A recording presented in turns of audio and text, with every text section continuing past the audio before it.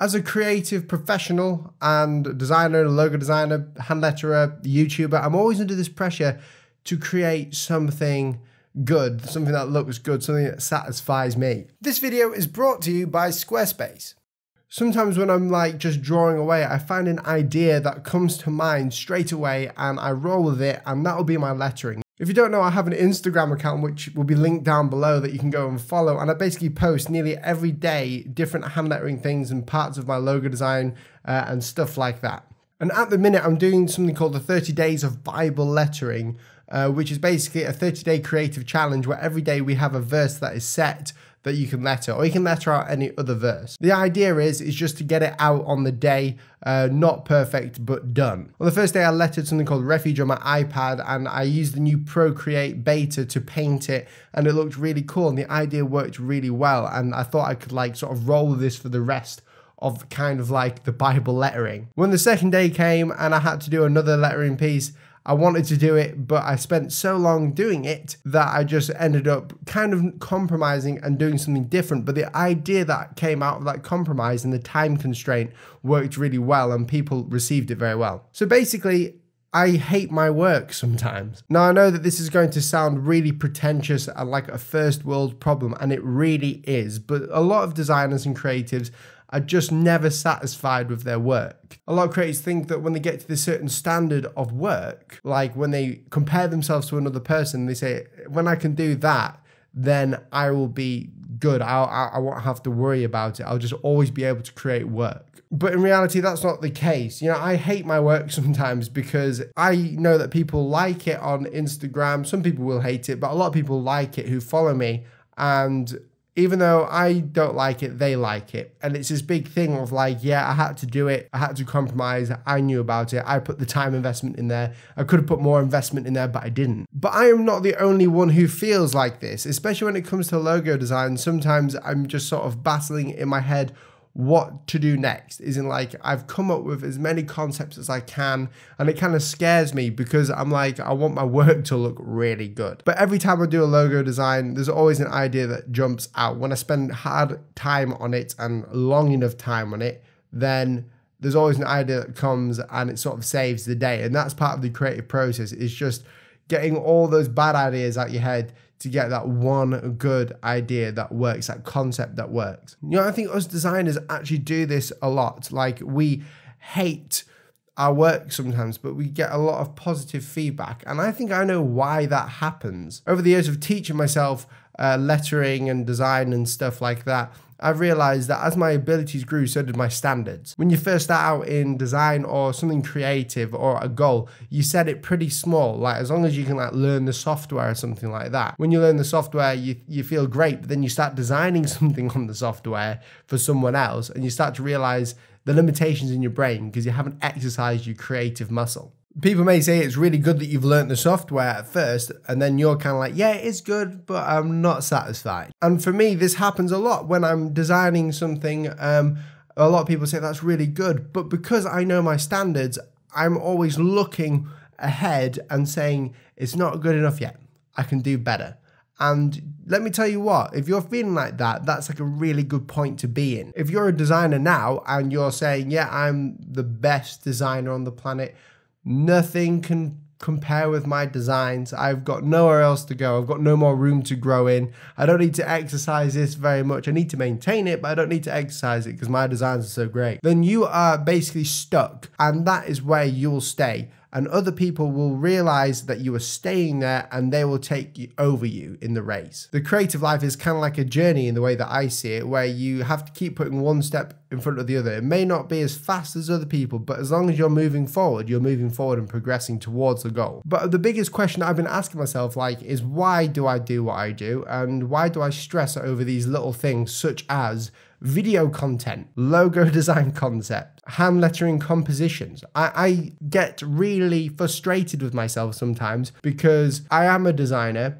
I teach you guys design, and I also speak about it a lot. Everywhere I go, I love design. I love seeing other people. That goal at the end is something that is subjective to everyone who does design, but I don't think anyone will ever reach it. I don't think there is an award or a milestone that could ever satisfy the creative mind. And do you know why? I think it's because we're always looking forward. The idea of people who are creative is that they're always looking at the next step. How can they make things better? And they're never satisfied, or they're not easily as satisfied. And I know I've been banging on about it for ages, but YouTube content is really hard to come up with sometimes, because I feel as if like YouTube is something that I do for you guys instead of me. But in reality, YouTube is you. So it's me. It's supposed to be me and you together in a community. I think each channel is like a community of their own, and everyone's part of different communities, and you yourself watch some other people.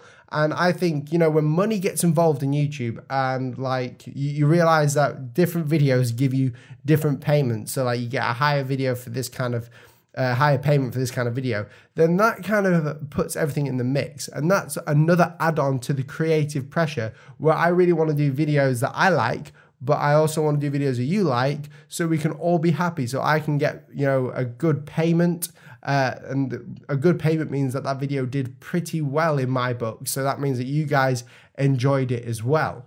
But there is also this lingering thing at the back of my head. Well, it's not very lingering, it's actually very static. And it's saying that we need to do something here. I want to do something that I want to do.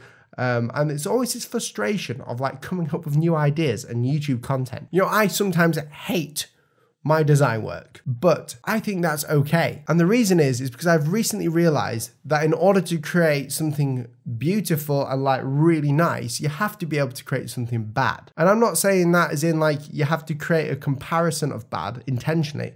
What I'm saying is coming up with an idea or some sort of like creative idea is kind of like taking out the rubbish or sifting through rubbish. Your brain is filled with many things. And I always say, you know, when I'm teaching you guys to do logo design, to get out pencil and paper and draw as much as you can. Get all those ideas out on the paper, because what you're doing is you're sifting through this noggin of yours, trying to get in to your brain and find that one idea. Design is kind of basically just finding the idea in your head, sifting through it and getting all the rubbish out and showing why things don't work and why some things do work. The number one reason I hear a lot of people saying that they're not creative and they wish they could do it is because that they haven't got time to do it, or that they just don't have the talent. But I don't think that's true. I think the main reason is because people are scared to create something bad. We live in an instant culture where people like want to create good things straight away. Like if they're going to do something, it needs to be instantaneously good.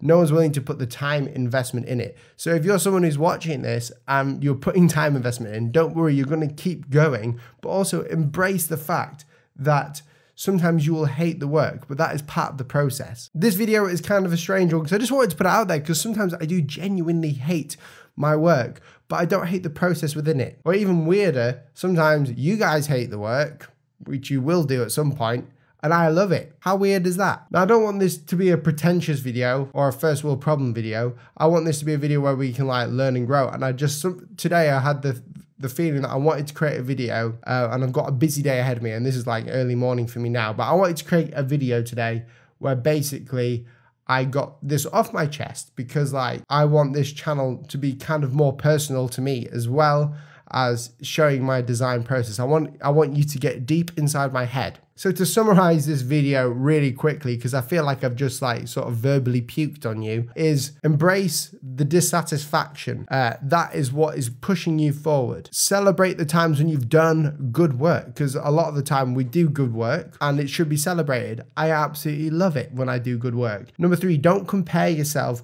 to how fast people are growing in front of you. As long as you're putting one step in front of the other, doesn't matter how fast you're going, you're still going somewhere. And the last one is don't take yourself too seriously. The problem that I've had over the past couple of years with YouTube is I think I take things way too seriously. When I started doing this, like for kind of my job, I mean, I do logo design and I take client commissions. I've got a healthy variety of income sources, basically. When I started doing this for YouTube, I took things way too seriously. And I do take it seriously. It is a serious thing. And I want you guys to come on here, watch some free stuff, and for me to get something out of it as well, whether that's me, you know, getting, you know, financial reward out of it to pay for the time of me doing it so I can actually eat and sleep and stuff, or whether that's just the knowingness that I've created something good. But sometimes us creatives take things way too seriously, and I do it a lot of the time. And frankly, I think that's really pretentious, because art is supposed to be something that's really fun. Design is supposed to be something that's really fun and functional. You know,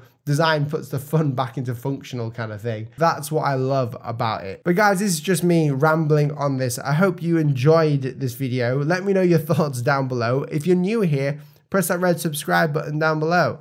You'll learn a lot of new things in this channel, be part of the community, and join the notification squad by pressing that little notification bell down below. I've got some awesome new video content coming out on the channel as well that I want you guys to watch and be a part of. I really value every single one of you that come on here. Also, I wanted to give a huge shout out to Squarespace for sponsoring this video. I use Squarespace as my main clientele website. I sell brushes on there for Procreate and like different assets for your design things. I also have my portfolio up there, which needs to be renewed and updated. And clients come on there all the time. I've got full length analytics. You don't have to be a design wizard to actually go on Squarespace. It's really simple to do, whether you're creating a wedding website, which I did when I got married on Squarespace, or whether you're doing it for your work. You can create multiple websites, you can manage multiple websites.